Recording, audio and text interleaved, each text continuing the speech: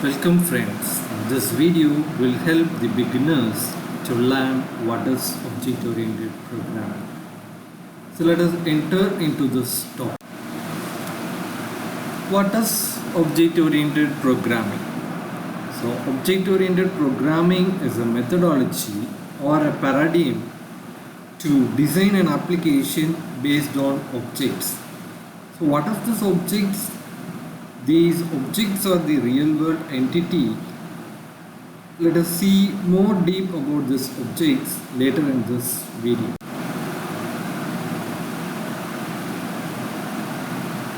Now let us look into the characteristics of this object-oriented programming. So it involves objects, class, inheritance, polymorphism, abstraction and encapsulation. Let us look into it one by one.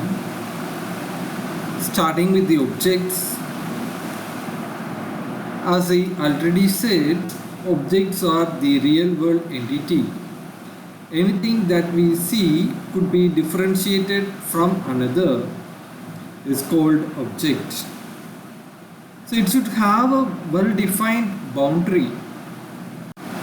It consists of three different elements. One is the state, the second is the behavior, and the third is the identity. Let us look into these one by one. Starting from the state, it is represented by the attributes of an object, and it also reflects the properties of an object. So for example, consider a person. The education qualification of a person, it gives the attribute to the person, or this is the state as mentioned here. The next is the behavior. It is represented by the methods of an object. It also reflects the response of an object.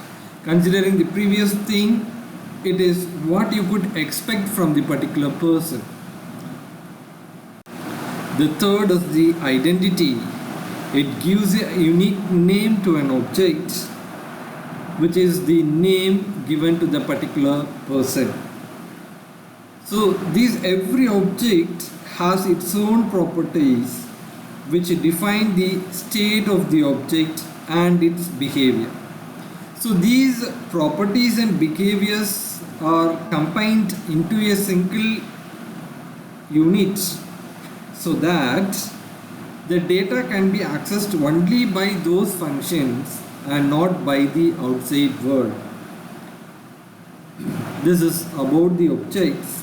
And next we can move to the next one is the class. So the class is a blueprint or template from which individual objects are created. So it is a group of objects which have the common properties. This class contains any of the following variable types. It can be a local variable or instance variable or a class variable. What is a local variable?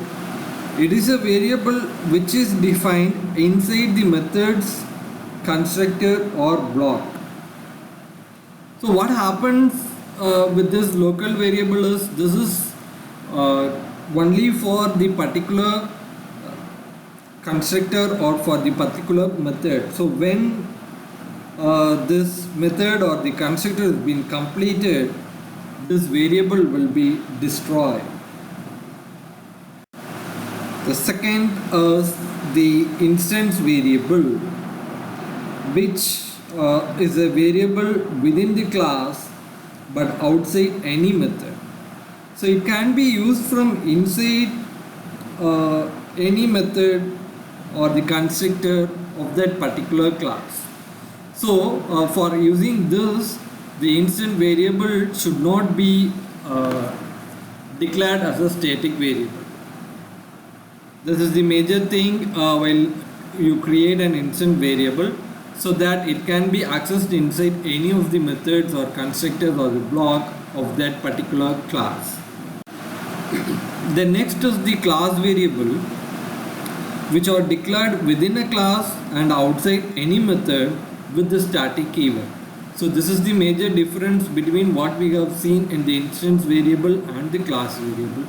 In instance variable, you are going to declare the variable without the static keyword, where in case of this class variable, you will be going to declare it with the static variable.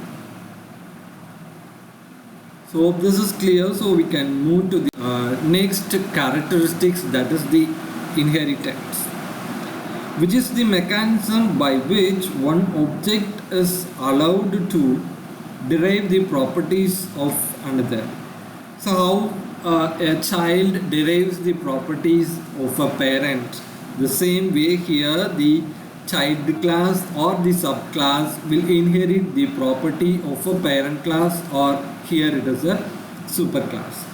So here the class whose features are inherited is known as the superclass, and the one which inherits the other class is known as the subclass.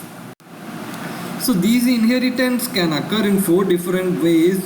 One is the single, another one is the multi-level inheritance, the third is the hierarchical inheritance, and the fourth one is the multiple inheritance. So let us start with the single inheritance.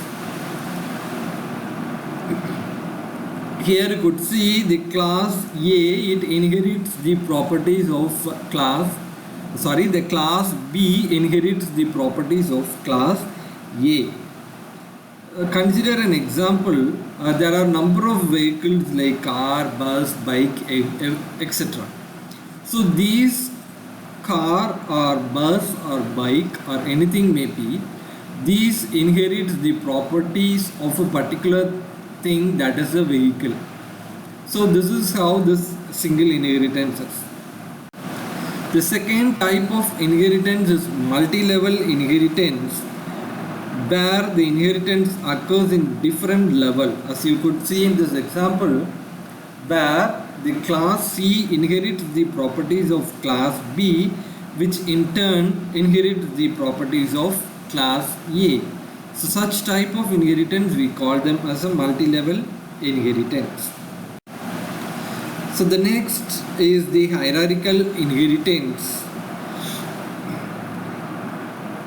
which I am going to explain now. That is, here the class B and the class C inherits the properties of class A. So which when looking into this, it gives a form of hierarchy.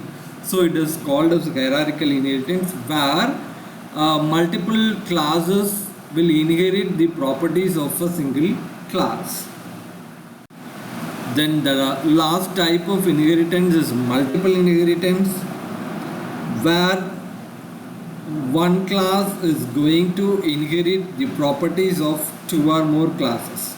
So here in this example you could see that class C inherits the properties of class A and class B. So this is about the inheritance, and next what you could see is polymorphism. So it is one of the important characteristics of this object-oriented programming, which is the ability of an object to take many forms. So this is the major advantage of using this form, polymorphism, where the object is going to take many forms. This polymorphism is of 2 types. The first one is compile time polymorphism, or static polymorphism, or static binding, or early binding. Any of these terms you could use, which is implemented using method overloading. What is this method overloading is more than one method using the same name by having different number or type of parameters. So this is what this method overloading is doing. The next type of polymorphism is runtime polymorphism or dynamic polymorphism, or it can be also said as dynamic binding or late binding. So which is implemented using method overriding, what this method overriding is, it is redefining the base class in a derived class. This redefining the functions or the base class methods in the derived class.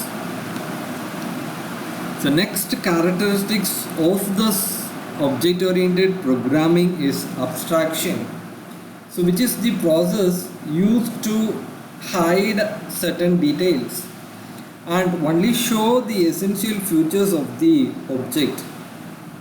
In other words, it deals with the outside view of an object. For example, you could consider a car and you are driving the car. For driving the car, you need to press the accelerator pedal, and you could be able to see the brake pedal, clutch pedal, and also here etc. But you will not be known about once you press the accelerator pedal how this car is moving. All this is kept hidden inside the bonnet. So this way of hiding certain details is called abstraction. And the next characteristics or the important characteristics is encapsulation. So this encapsulation is wrapping up of data under a single unit. It is similar to the capsules which we intake. All those medicines are being kept inside the particular plastic coat. So here also you are going to wrap all the data into a single protected shell. So it is a mechanism which binds the code and data together.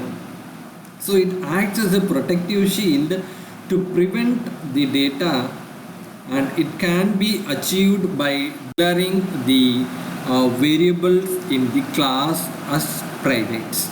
So once you declare all the variables that are present in the class as a private, you could be able to achieve this encapsulation.